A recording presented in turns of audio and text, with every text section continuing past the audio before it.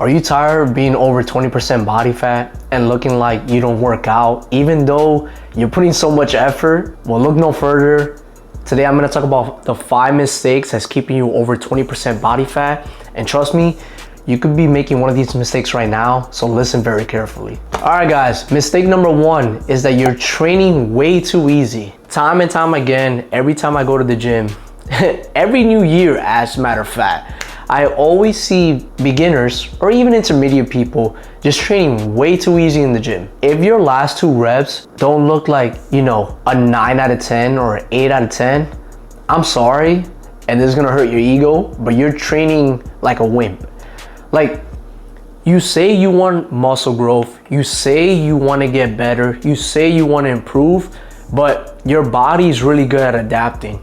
And so if you're truly not training till failure, guys, there's no way you can progress. The point of progressive overload is to either A, increase the weight, or B, do an extra rep. Progressive overload can also look like the same amount of reps, just moving a bit faster. If you know the weight feels too easy or that set was too easy, go up in weight. It's as simple as that, guys. Look, you're not gonna build any muscle if you take it too easy.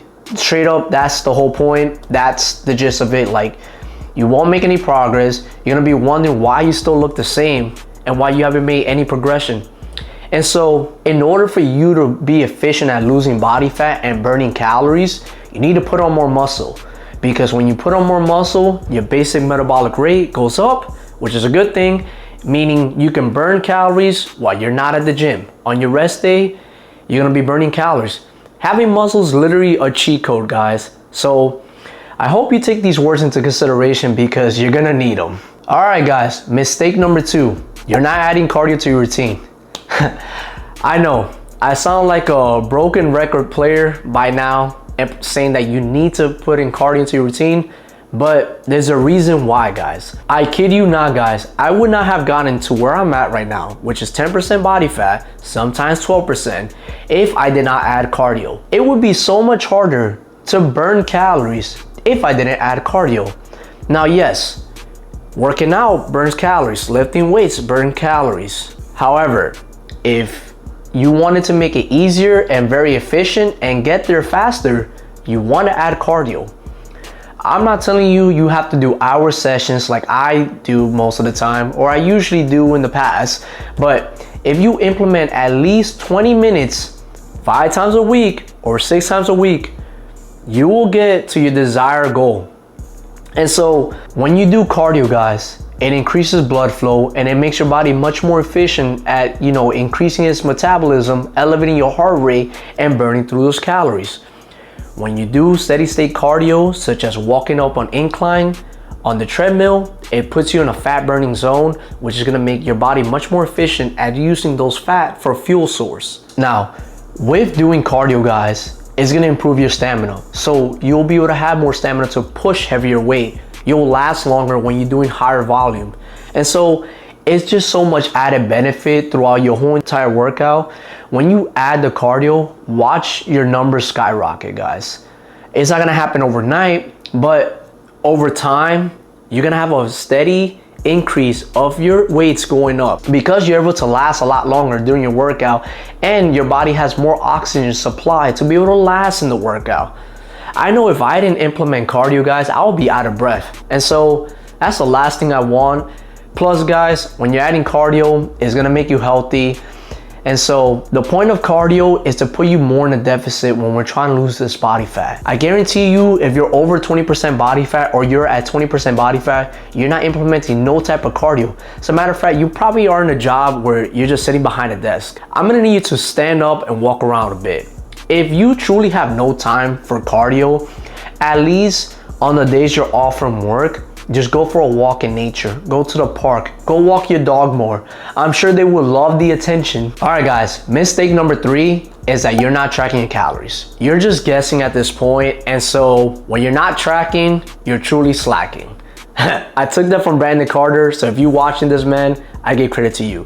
But truly, if you're not tracking, you're truly slacking because you're just guessing at this point if you can't measure the oil you're using to cook, or you can't measure the amount of rice you're putting on that scale, or you can't even measure the sauce, then you're just adding extra calories that you knew you could have burned, you didn't need, but instead you put it into your diet, and then you're wondering why you're still looking the same. Guys, when you're adding dressing to your salad or you're adding sauces to your food, you have to be very careful and actually analyze the nutrition label, because a lot of these things is what's gonna get you. You ever notice how you can't really just add whatever? Because you're gonna hinder your progress, guys.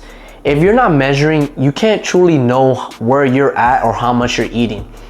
Now, sure, you could think the quantity that you're eating is small, but those meals that you're eating must be high in calories because your body's still not changing.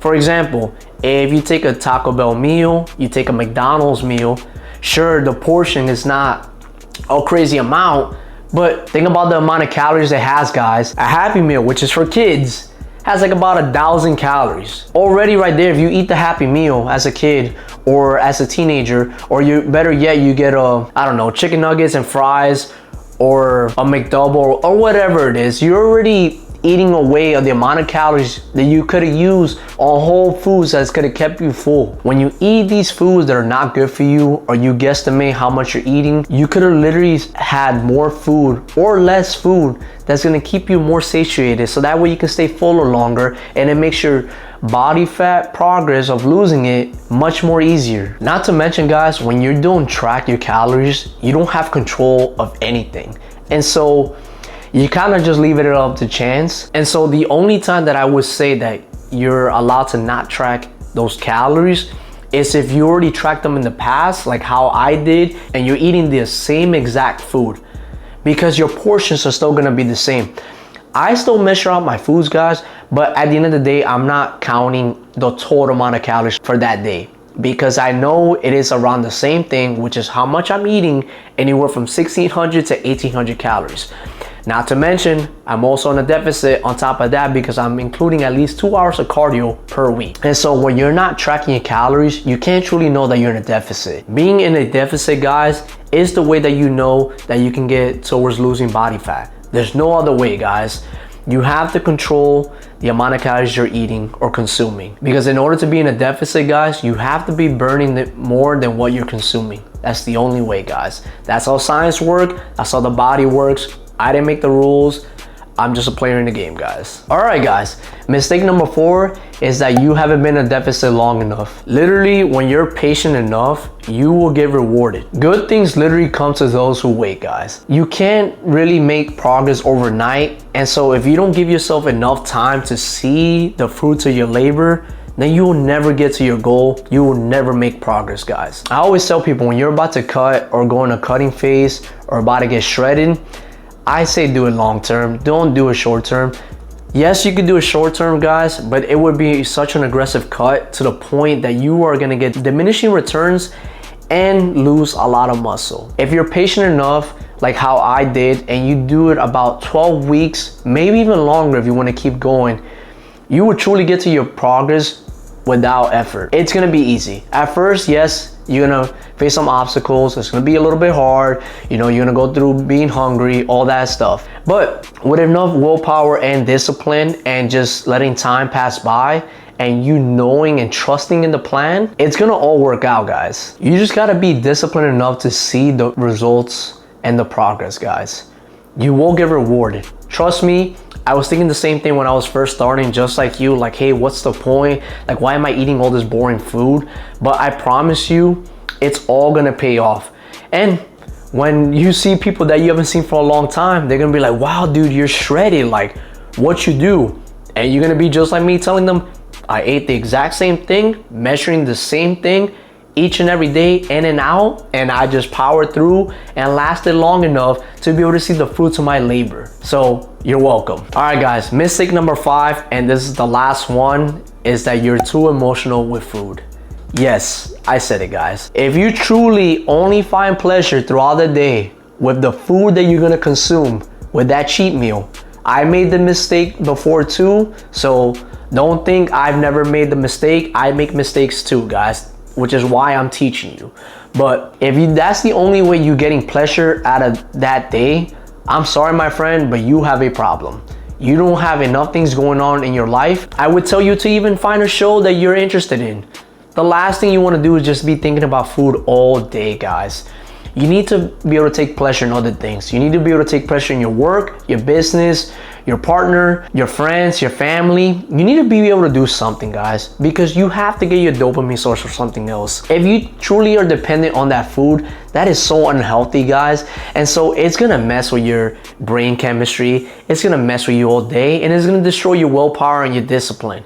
Because once you eat that food, that's it. You're not gonna be satisfied after that. You might be satisfied in that short term.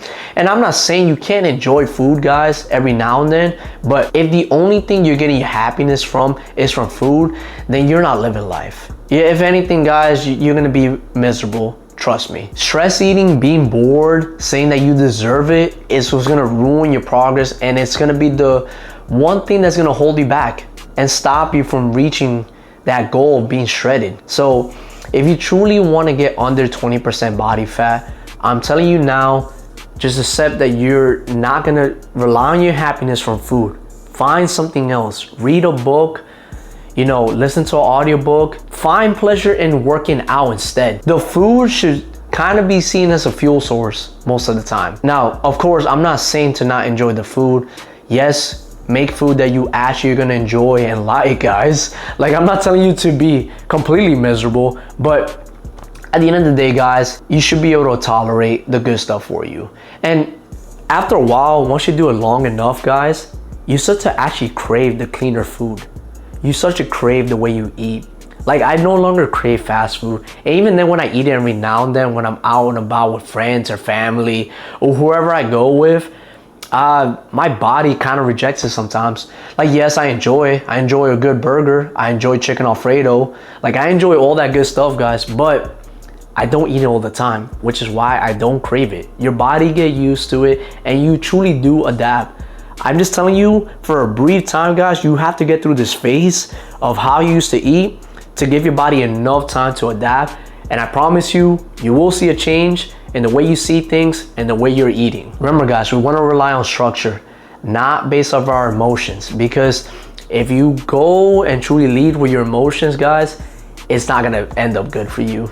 So follow the plan, trust the plan, follow that structure, stick to the routine, and I promise you, you will get under 20% body fat. If you've been stuck over 20% body fat, it's not because you're broken. It's because you've been inconsistent and emotional with your food. Trust me, we all been there. We all have our weakness. And so it's time to man up and not treat things like you're a kid. You're better than this, bro. I promise you, and I believe in you, you will accomplish this after watching this video. If this helped you, hit subscribe. This channel is all about staying lean and not overcomplicating fitness. And I want you to click on this video over here where I talk about how I transformed from being skinny fat to being shredded. You have all the tools in your hand now. I want you to go to this video and keep making progress, because once you actually know how to get under 20% body fat, you're probably gonna have trouble with being skinny fat. And then over here, I give more tips on what the next step you have to do. I'll see you guys in the next video.